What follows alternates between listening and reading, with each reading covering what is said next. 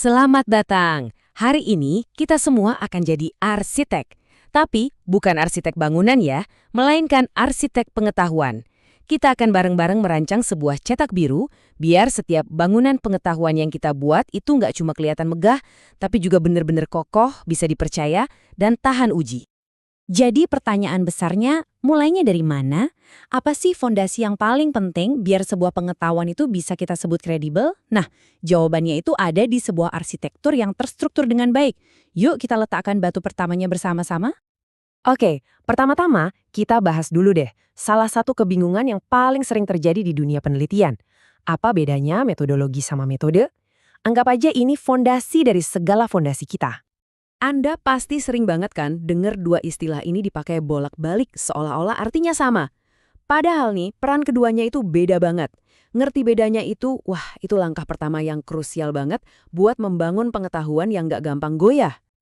Gini deh, bayangin metodologi itu kayak blueprint atau cetak biru lengkap dari seorang arsitek.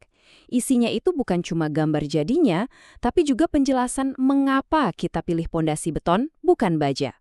Nah, dalam konteks riset, ini soal mengapa kita pakai wawancara mendalam, bukan survei gede-gedean.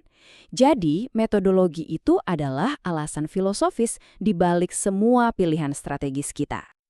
Oke, kalau metodologi tadi itu blueprintnya, nah metode itu adalah kotak peralatannya. Isinya ya palu, paku, gergaji. Kalau dalam penelitian ya alat-alatnya itu survei, wawancara, atau eksperimen. Jadi metode itu soal bagaimana cara kita mewujudkan si blueprint tadi jadi kenyataan di lapangan. Nah, tabel ini ngerangkum semuanya dengan jelas banget. Coba deh kita lihat di baris ruang lingkup. Metodologi itu payung besarnya ya kan, desain dan kerangka teori. Sementara metode itu teknik spesifik di lapangannya. Gampangnya gini, metodologi itu strategi besarnya, soal kenapanya. Dan metode itu taktik eksekusinya, soal bagaimananya. Paham ini aja udah bikin kita jauh lebih kritis pas baca hasil riset orang lain. Oke, sebelum kita mulai gambar blueprint, kita harus tentuin dulu nih, kita mau lihat lokasi pembangunan ini dari sudut pandang mana. Nah, dalam penelitian, ini yang disebut paradigma. Ini fondasi filosofis kita. Kutipan ini, wah pas banget sih. Paradigma itu ibarat kacamata yang kita pakai.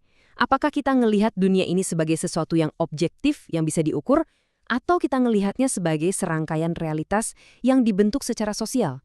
Kacamata mana yang kita pilih, itu bakal nentuin segalanya. Misalnya kalau kita pakai kacamata positivisme, kita bakal ngelihat dunia ini kayak seorang ilmuwan fisika. Cuma ada satu kebenaran objektif di luar sana. Contohnya, ya, titik didih air itu 100 derajat Celcius pada tekanan standar. Titik. Tugas kita ya cuma nemuin dan ngukur kebenaran itu pakai angka. Nah, inilah jantungnya penelitian kuantitatif. Nah, beda lagi kalau kita ganti kacamata ke konstruktivisme. Kita jadi ngelihat dunia kayak seorang antropolog.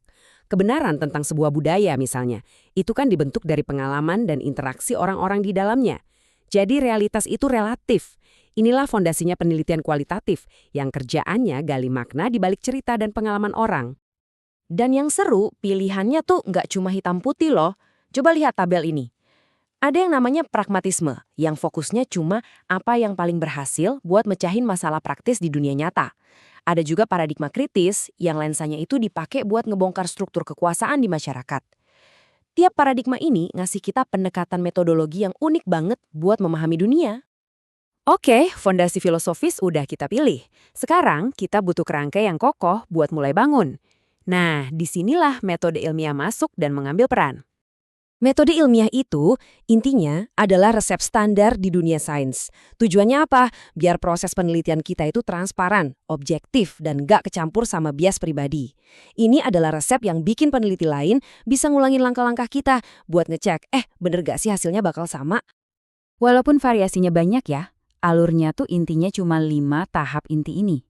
Kita mulai dari nemuin sebuah masalah, terus bikin tebakan yang cerdas, itu namanya hipotesis. Abis itu kita cari cara buat nguji tebakan itu, kita analisis hasilnya, dan terakhir kita simpulkan tebakan kita tadi benar atau salah. Simpel kan?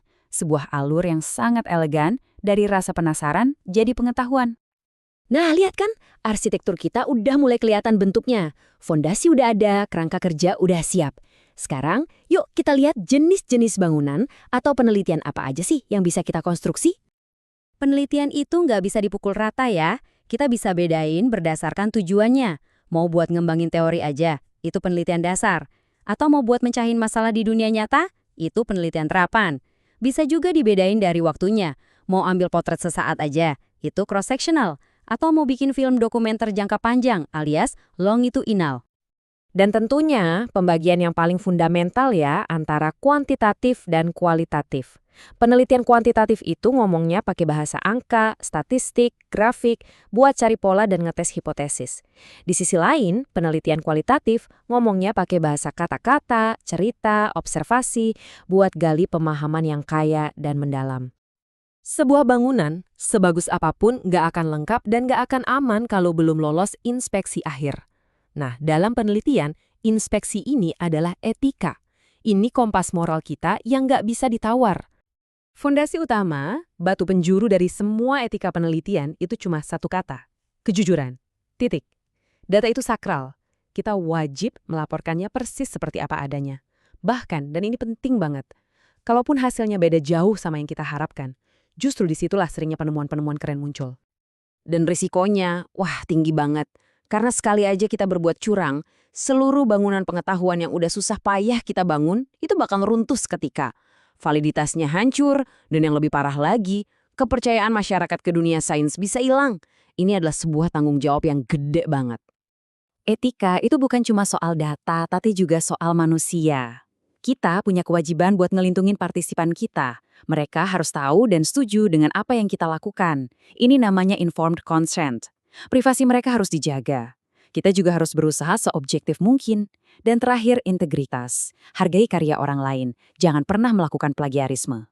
Jadi, kalau kita lihat gambaran besarnya, arsitektur penelitian yang kokoh itu berdiri di atas 3 pilar yang nggak bisa dipisahin. Mengapanya, dari metodologi, bagaimananya, dari metode ilmiah, dan kompas moral dari etika.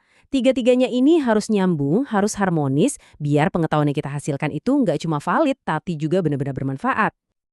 Oke, kita udah selesai nyusun blueprint-nya, udah milih peralatannya, dan udah mastiin standar keamanannya. Sekarang, pertanyaannya balik lagi ke Anda. Dengan semua pemahaman arsitektur ini, bangunan pengetahuan seperti apa yang mau Anda ciptakan? Kontribusi apa yang mau Anda berikan untuk dunia? Coba deh direnungkan.